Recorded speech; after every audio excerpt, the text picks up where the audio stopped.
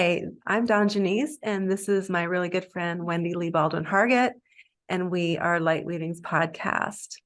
This is where we ask that question, what has dimmed your light? And are you ready to do something about it? And that word ready is really important because some of the topics that we talk about may make some people uncomfortable. But we do believe that this is where the magic happens. And if just one person listening to this podcast or watching us on our YouTube channel gets a golden nugget out of it and it helps them discover something exciting in their life and move forward, that's what we're doing this for, isn't it, Wendy? Yes, it is. That's right. So not every topic is going to resonate with every single listener out there. Just be aware of that. But we hope that this one gives you that golden nugget that you may need in your life right now, or maybe tomorrow. Sometimes we're just planting a seed, right? Sometimes we're just planting that seed, and there's a lot to harvesting a seed, really, and the seed grows into something new. And maybe today we don't utilize it, but maybe next year we do, and we remember that seed that was planted. So let's start talking, girl. Okay, sounds great. Always ready to talk with you. Same. Always Oh, fun. yeah. I So, love what you just said about planting seeds, because that's exactly what this is in this podcast and this YouTube is planting the seeds. We talk about things that some people have never heard of before. Some people may have heard it before and they discarded it or they weren't ready to hear more about it. And we got to water the seeds and watch it bloom. And I, for one, am not afraid to plant seeds. I've talked about subjects that people are like, oh no, you can't talk about that. Like emotional triggers. Like people don't understand what that is. It's like it's planting seeds. We bring up subjects that are, yeah, it's time. It's time to plant more seeds. we are in the springtime after all. Yes, we are. Good point. Yeah. And it's time to plant those seeds and water them. So we're going to be doing that today, not to just like dig in, no pun intended, but to the seed planting little phrase there. But there's a lot of good things happening right now. There is some turmoil too, because back to the spring sort of analogy here, before we plant the seeds, we have to dig up the ground. And now that we're in this Aries energy, there's a lot of digging up ground happening. This is the least evolved sign. This is the beginning of the lunar cycle in Aries right now. And this is where kind of the conflict sort of happens. That's the digging up of the ground and chopping it up so that it's ready. You have to get soil ready to plant. You have to make sure that it's fertile and ready. So have you been experiencing any turmoil? I'm laughing because yeah. Yes, and I'm just going to throw out there for anybody that's not into the gardening theme, it's also spring cleaning. We got to clean out our house, clean out ourselves. We are our own house in dream analogy, whenever you dream about a house that is yourself. So whether you're a gardener or whether you're into cleaning your house, that's what this is all about. And yes, some really big stuff has come up for me. I got triggered actually on Monday. See, today's Tuesday. Yesterday, I found myself just really angry about something. And the thing about whatever our emotion is, like anger or frustration or judgment, when we're willing to stop and really look at the core issue, it's never about what it appears to be about. It's always something much deeper. And so I gave myself the time and the grace. I actually it's like a divine download. It's like, stop it, Wendy. Don't you do anything else until you clear this out. So I had a huge list of to-dos yesterday and I didn't get them because that was my priority, was giving myself an attitude adjustment. And what was being triggered actually started many years ago. And so I was able to go in and pull out the weed. It was a weed. A weed was in there. Yeah, it was a weed. Pulled that out. It was old trash. Took out the old trash, stuff I didn't need anymore. And then I was able to shift into this state of grace and ease and joy and gratitude. And that is something that we all get to do. And it's really scary. I don't know if you had a chance. I know that you've been super busy today, but I sent you a video that I've talked to you about before. And I finally just sat down and looked it up on YouTube, and it's called The Nail. And it's Mm. like just over a minute long. I know. Okay. I get it. You didn't get to watch it. That's okay. So I didn't, not yet, but I'm going to right after yeah, we get off this podcast. yeah, everybody should watch it. It's been up there for a very long time. It's called The Nail. It's this man and this woman, and they're having a conversation. It's the woman who's complaining about, oh, she's feeling this and she's feeling that. And the guy, guys have a reputation for wanting to fix things. I mean, bless their hearts. I kind of like to fix things too, get it when my male energy comes forward. But he was just like, well, you have a nail. This woman literally has a nail in the middle of her forehead. She's like, stop trying to fix me. You're always trying to fix me. You're not even listening to me, And then he's like, how do I do this? And so then he's like, okay. And so then she goes on and starts whining about her problem again. He goes, yeah, but you've got a nail. He goes, there you go again, And so we all have these things that we don't always want to look at. And with the springtime analogy, it's the weeds, it's the garbage, because it's can be really hard to look at that because we're so used to being in a pain state. And this is something that has come up for me over the years throughout my transformation. And it's also been very aware on my conscious self that we humans just are so used to being miserable.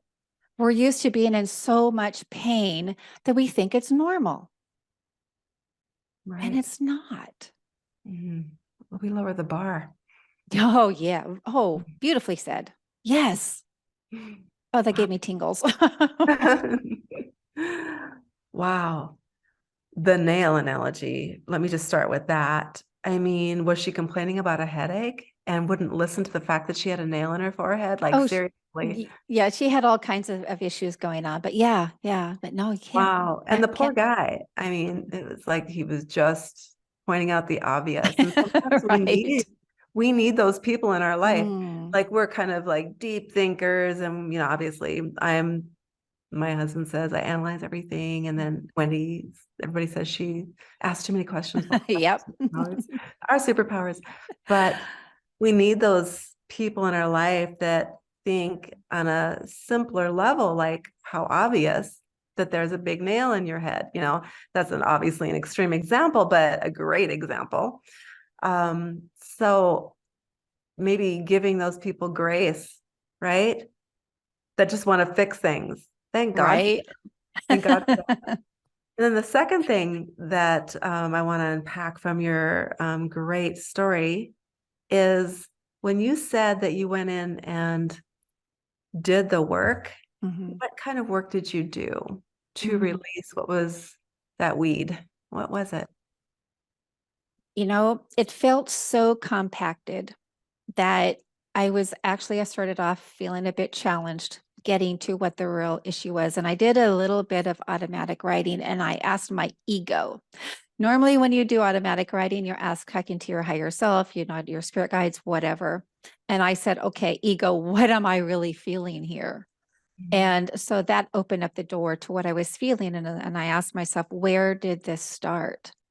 And instantly I had a visual of where it started. And the big picture was having this habit, this way of being, of making other people's lives easier while making mine harder.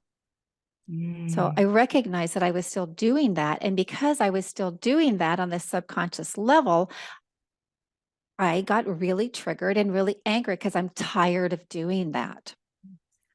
And that's something that I would really like to emphasize for anyone listening and open to hearing. Whenever we get triggered like that, it's because it's time to take a deeper look. It's time to go in and heal the original pain and the suffering so that we can shine our light. You can't shine your light when you're angry all the time. You can't shine your light when you're numb. True. And so many of us, I used to be guilty of this. I was like the number one person I knew lived in a numb state, lived outside of my body. I used to feel like I was living on the ceiling. Mm. And I actually felt myself start to leave my body the other day. I was driving, it was nighttime, driving through sleet, and there was traffic all around me. There was two cars cars on either side of me. And thankfully I had my daughter on the phone because my daughter's an adult, for those of you who don't know me. And I was like, okay, hold on just a second. And she goes, I can let you go so you can focus. And I said, no, I feel myself wanting to leave my body because I was starting to feel unsafe. And it's like talking to somebody helped me to stay grounded. And Yeah. then that was really profound because I looked back and said, oh my goodness, that's how I used to live all the time, was outside of my body. See, that is foreign to me. No, no pun intended. But how does how does that feel? Can you explain that a little bit more? Living outside of your body or living on the ceiling? I want to understand that feeling. It's not a good feeling. It's called disassociating. You're Mm. disassociating from your body, you're disassociating from what's going on. It's I'll see if I can try to explain it, because so many times, I mean, I have memories of like looking down at myself. And I remember that the way I could bring myself back into my body was to have pain. And that's how I would come back into my body. Not a good way to live. I highly not recommended.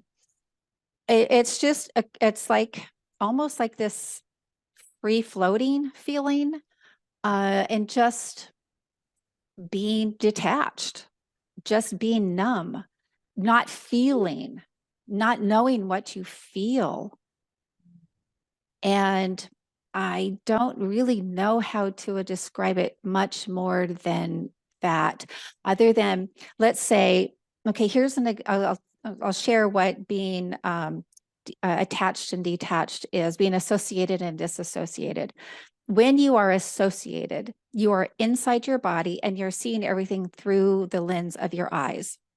Mm. You're able to feel what you feel. You're able to experience what you're experiencing. When you disassociate, you're outside of that and you're looking at yourself from a different perspective. Wow. It seems like that's the goal sometimes. Like when we meditate is to like rise above ourselves and see ourselves from our higher self is what I call it. That to me sounds like a positive thing because a lot of us strive to do that, to sort of separate our consciousness from ourself, basically. To be able to like be the watcher and to experience both your higher self and yourself at the same time, like the knowing and the being, possibly. But what you're talking about is a coping mechanism Mhm. to escape a painful situation. Yes. And so I wonder how many children learn that skill or have that ability when they're in tough growing up situations, to put it lightly, to disassociate, to numb out without substances like alcohol or drugs, to be able to just not feel what the body that you're in feels. Am I onto something here? Does this sound familiar at all? Children definitely have the capacity to disassociate whenever they've been in had an extreme event, or if they're living in a very unsafe, threatening environment. Where it's called CPTSD, which is it's like chronic PTSD. You're always under threat. So children can definitely develop that for sure, and everybody is unique. I have not interviewed children to find out their perspective. You know what, as a child, you wouldn't even know that you were doing it anyway. I didn't even understand what I was doing until I was well into my adult years. And I distinctly remember being a young teenager, and I was out with some friends. We were at like an arcade, and there was like the noise and people were having fun. And I felt myself start to detach, and it kind of freaked me out. It almost feels like whenever if you've had an alcohol or if you've ever gotten high or anything like that, and you just start to kind of like get a little bit woozy, and then but you just keep on going.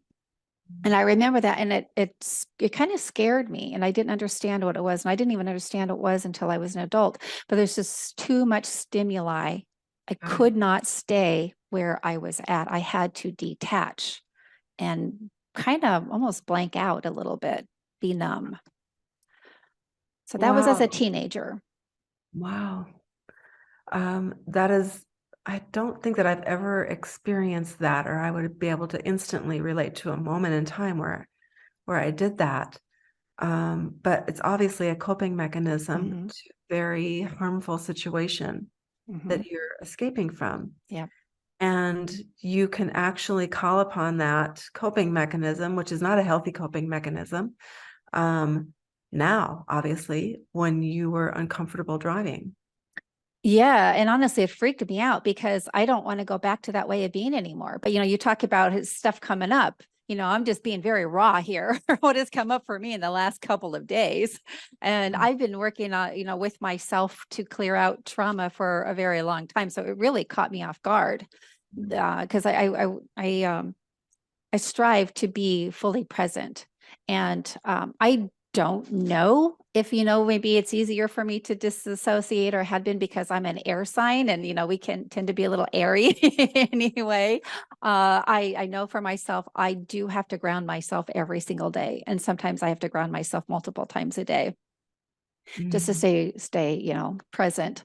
Um, uh, yeah. So. wow.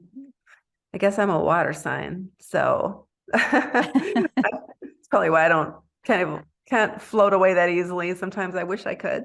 Oh, wait, float. You can float in air or you can Uh, float in water. Maybe there I you can float away. Maybe you can. Maybe I can float out with the tide. Something to ponder. It is. I think Uh, more with me though, being Cancer water sign, is I actually go in and hide in my shell. That's my coping mechanism. That is not necessarily a healthy one. It's okay to um, retreat, and take a break and, give yourself some boundaries. mhm. But to hide is another story. That's out of fear for me. That's out Right. of fear. Yeah, right. You don't feel safe. So Yeah. I've shared with you what's come up for me. I'm really curious. Has something or things come up for you that you're open to sharing? Uh, um, I this last weekend I went up to see my son and took my grandson with me, and uh, it was a great weekend. We went up to the lakes and went fishing up north in northern Arizona. If you can't tell by my summer clothing, I live in Arizona and the weather is beautiful here and sunny right now. Um, so that was wonderful. But I do have a fear of, it's so funny. It's not funny, it's actually bad that I have this worrying issue for my son, and as I did for both of my children, and one of them has passed on now. So, there's nothing I can do to protect him from this earth because he's not on this earth anymore. My other son, however, still is, and I still have this like constant worry that I deal with, even though he can take care of himself, he's a grown man.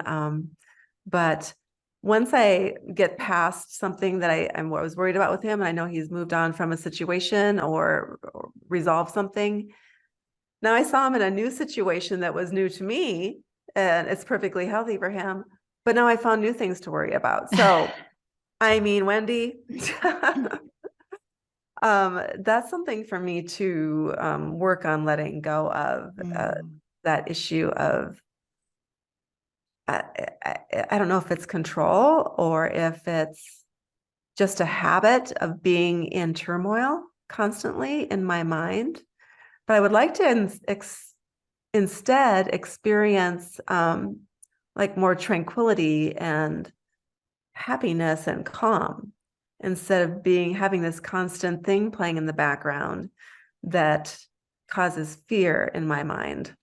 So, Yeah, something I recognize, which I know is the first step in recovering from that and moving past it or learning to cope in a healthy way with.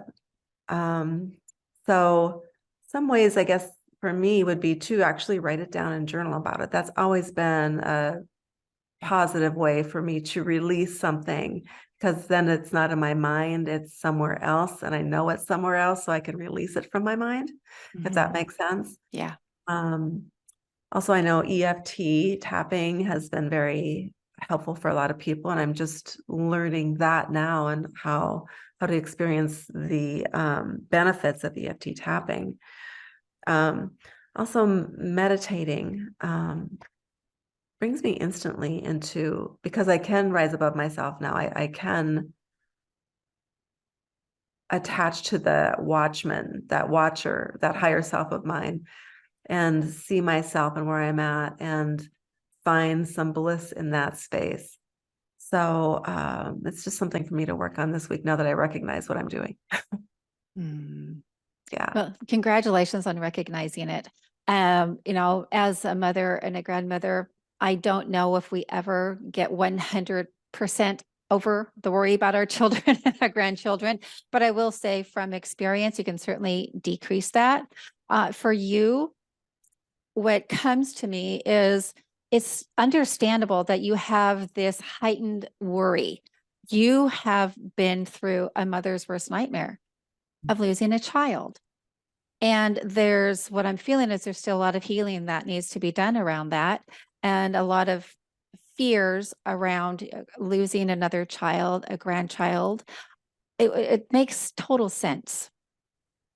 Makes- I suppose it does. Although, we have plenty of things to be concerned about in the moment in this world, and to, create something in the future before it's happened and then ponder on that is just a waste of energy and time, and I think kind of destructive. Yeah. So I'd like to work on that. Well, Yeah, I can help you with that. I know you can. You I are will the help you with that, seriously. you will. You've helped me with a lot of things like that. You're a gifted healer. That's what you are. Well, thank So you. Well, we're all here to help each other heal, in whatever way that we came forward in this earth to help people. Yeah, I'm just feeling a lot of things there that we won't cover right now. But I just want to invite you to give yourself grace and ease with that worry because it's really deep. Yeah, you are on the right path though. Like you say, you recognize it comes up and you're ready. And that's the big part is being ready. It's easy to say, oh, yes, I'm feeling this way, but I don't want to deal with it right now. mm. You are being brave and saying, okay, this is in my face. I don't want this anymore. Let's get to the bottom of it so I can move on, shine your light, elevate your state of consciousness, and be at that peace. So, And for my particular situation, it's about my adult child who is he's a man, he's a young man with children of his own. mhm. And it if I put myself in his shoes, it's easier for me to step back and go, that's not helpful to him because he wants to be an empowered person. Mhm. And if I'm always mom's hanging on to him, going, oh, Mhm. don't get too close to the edge of the cliff, son. You know what I mean? Yeah, right, Which is right, something that I would definitely do, right, by the right. way. And my mother did that to me. Um, Mhm. that is not empowering Right, to him. And it does not help him. It's not helpful to him to be the best version of him that he can be. And that is what I want for him, right. obviously, in his life. So, and that's helpful to me as well, to step back and go, how would I feel if I was Mhm. in his shoes? Mhm. Would I want my 62-year-old mother hanging onto my shirt going, you're getting too close to the cliff? Perfectly willing to make that decision myself. Right. Yeah. Yeah. And then we as parents, we get to just let go and let our children be on their journey. And Yeah. yeah. Yeah, we do. So yeah, What else has been happening for you this week? What's new and what's coming up in your business and in your world? Anything exciting you want to share? I keep getting the message to have, it's going to be a free 1 day program, at least, on angel healing, healing with your angels. That is something that was incredibly profound for me when I was earlier on my healing journey. I share this story in my book because it was so profound. Uh, I met up with a meditation group, and I'll just be straightforward. I'm not a big meditator. I'm doing good to sit down and quiet my mind for 5 minutes, and it's something that I am consciously, building on. And this experience that I had with these angels, it changed me on a degree that just I don't even know if words can describe it, but it opened my heart and it helped me to purge so much pain. And it was beautiful. I mean, I was sobbing and slobbering and, just like total purge. And I just keep getting the message that it's time for me to facilitate something like that. And I will be letting you know. I was actually, my intention was to get the website and everything done on Monday, but other things came up. And I know that it's going to happen, in perfect timing. So that's what's coming up with me. I have my regular coaching programs, the Decide to Thrive, which is a 3-month program where people can say, hey, I want to work on this and let's do it. And I also have the program, a new beginning, for you go in and healings from the women new beginning, where you go in and it's a 6-week program, and we go in and it's kind of like almost like a rebirthing, because so much of our trauma starts at the very beginning of our life, and it's really important to heal that up. So that's the biggest thing. And of course, showing up every week for this is like a highlight of my week, to get to talk with you and just have fun and play. It is so much fun. It's my highlight of my week too. I love doing this podcast. So let me get this straight. So you've got the angel, what's the name of it? Don't know what it's called yet because I haven't written it yet. It's going to be knocking on wood, all intentions, ready to start talking about it more next week. But it's just an angel healing. It's like an angel healing circle. And it's just a free event. Yeah, a free event. Yes. So I don't have all the details worked out. The way I operate is I'll get these downloads, you need to do this and this, and I get all the different steps. And then I just, do my best to listen. So yes, to answer that question. Stay tuned for that one. Got it. Yes. And then your group? No, I don't. I am not doing a group right now.